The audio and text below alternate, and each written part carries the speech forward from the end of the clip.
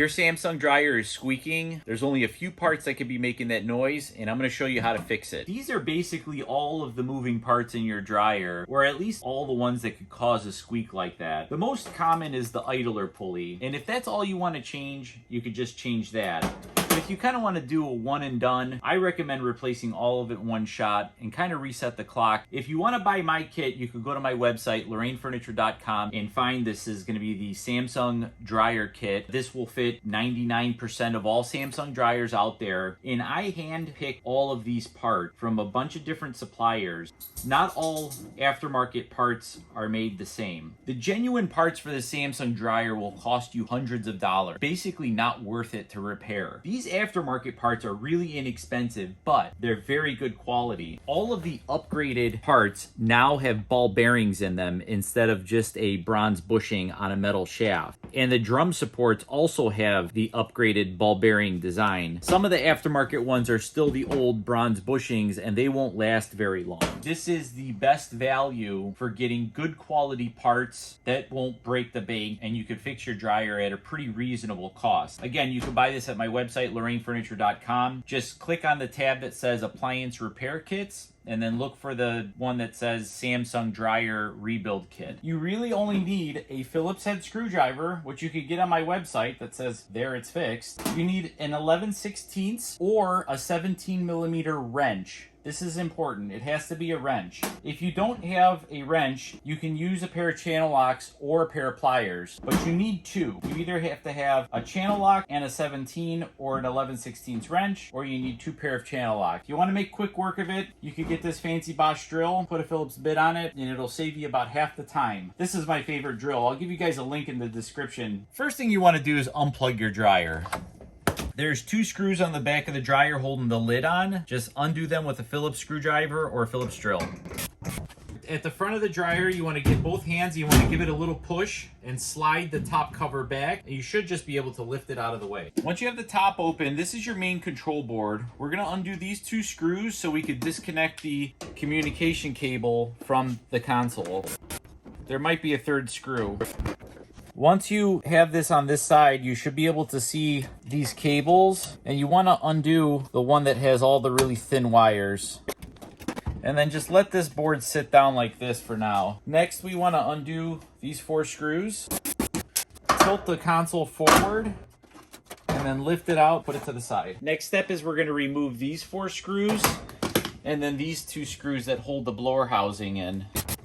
Lean the control forward. Sometimes there's a metal tab that you might need to press to release the front cover from the body of the dryer, and then unplug your door switch by simply pulling on it. You might have to give it a little wiggle. Lean the door at about a 45-degree angle, and then just lift it out and move it out of the way. Next, we're going to remove this corner piece. There's 4 screws.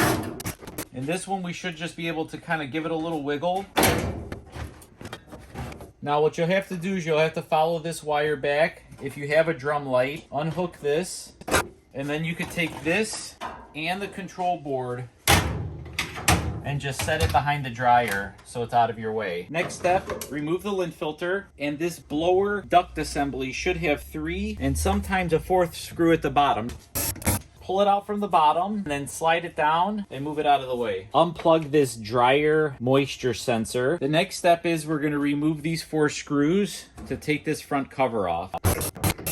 To remove this cover, you have to lift a little bit and give it a little jiggle and move it out of the way. The next step is to disconnect the belt. Now to reach the belt, you have to get one arm in here and then the other arm underneath here.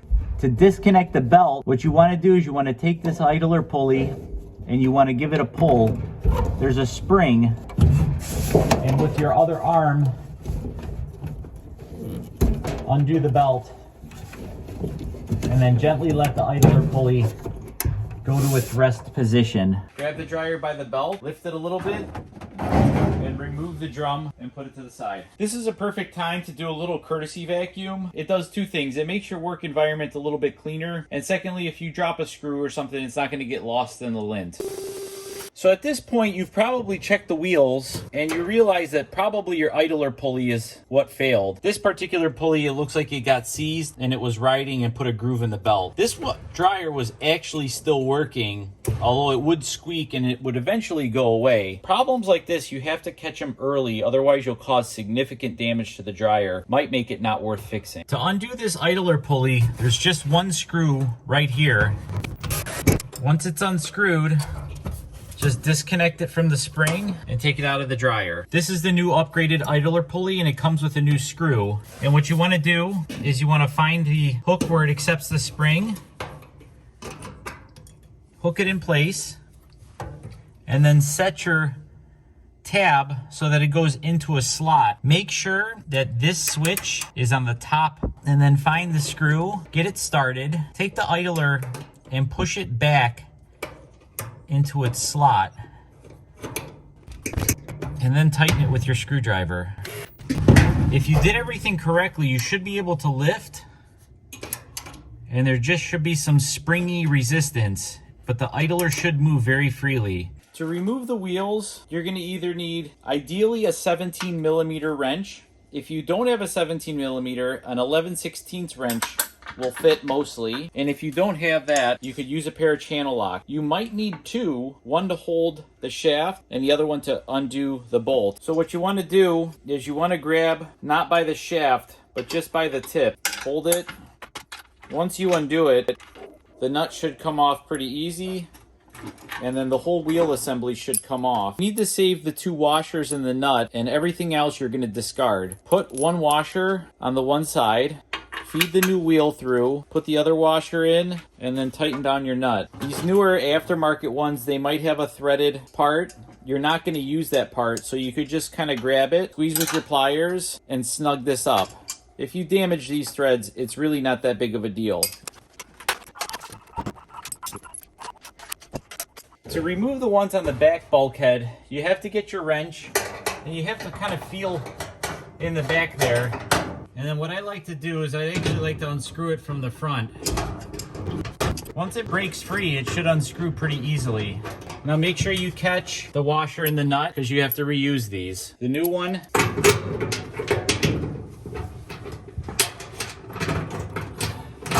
sometimes it's easier to line them up so you could see. And then take the new wheel and try and get it started first. And just snug it up. This one's going to be the most difficult to do because there's a lot in the way, but the process is still the same. If you get stuck, just take your time.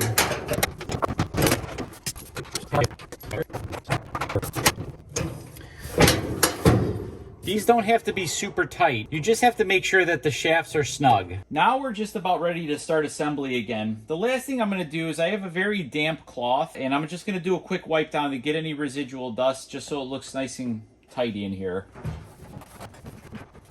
Now we're ready for reassembly, but first we're going to put the new belt on. Stretch it out. The ribs should be touching the drum. Take your old belt out, set your new belt in place, and you're going to see the wear marks on the drum. That'll give you a pretty close idea of where the drum belt should be. Again, make sure that the ribs of the belt are touching the drum. Lift the drum, slide it back into place, and it should sit on top of the wheels. If you have it set, it shouldn't fall out, and you should be able to give it a little bit of a turn. Give the belt a little jiggle to make sure it's properly in place. Get your hands underneath the dryer, and what you want to do is you want to pull up on the idler pulley and hold it, and take the belt and set it on the top. Once you do that, you want to get the tensioner pulley down, and while pushing on the tensioner, get the belt to wrap around the motor. This is going to require probably a couple of tries and significant force. You really got to pull and extend this spring to the maximum. But once you're done and it's correct, it should look something like this. Now this camera view is from the back of the dryer looking towards the belt assembly. So if you're looking at it from the front, it's gonna look a little different, but you'll at least understand how it's supposed to go. Once you have this, you should be able to give the drum a little basic turn and everything, including the motor, should turn with the belt. Give it like one full revolution to make sure it doesn't skip off the idler pulley. And if everything looks good, just set the drum down and then we can start reassembly on the front. Next, we're gonna put the bulkhead back in. Now the trick to getting the bulkhead in right the first try is to give the drum a little bit of lift and make sure that the wheels go underneath the drum. Set it in place, but don't worry about the tabs just yet. You wanna get it lined up with the drum first. Once you have the wheels underneath, start at 1, set it in place, and then just kind of rotate it until you're able to get another tab in. Go on the left-hand side, give it a lift, and they both should lock into place. If you have everything perfect, the drum should turn with very little effort. If it feels like it's stuck, then you didn't do something right. Plug in your moisture sensor, and then let's put these 4 screws back on. This would be a great time also to vacuum out your duct assembly. Don't be afraid to put this underneath the sink if you have some stubborn lint that won't come out. When it's all out, it should look pretty much like this. If you have some stuck in the corners, just run it under some hot water and pick at it until you get everything clean. Once it's clean, towel dry it and let it dry for a little bit longer and put it back into the dryer. You want to start by setting the duct inside the filter. And once it's up, it should click in to the blower housing and put the 3 or 4 screws back depending on your model. Don't forget to put your lint filter back in. Next, you want to take your control panel and your bracket assembly and just kind of get everything back into place again. The control panel will sit just about right here, and you have to guide these wires back into these little loops so they don't fall out of the way somewhere. Now, if your dryer has a drum light, you want to have the wire going on the bottom loop, plugging in, and that's how it should be routed. Through this loop, pinch between these 2 forks, and then through every loop. Next, you want to find these slots and the corresponding slots on the other side, and just get them to slide into place. Once it's right, it should click in with a very satisfying click. Now, before you go any further, make sure that your door switch harness is dangling from the bottom, and make sure it's not stuck somewhere where you can't access it. Then we're gonna put the 4 screws back on to hold this cover back. Next, you're gonna take the whole front cover, and what you wanna do is you wanna kinda go in at an angle and get the hooks into the slots.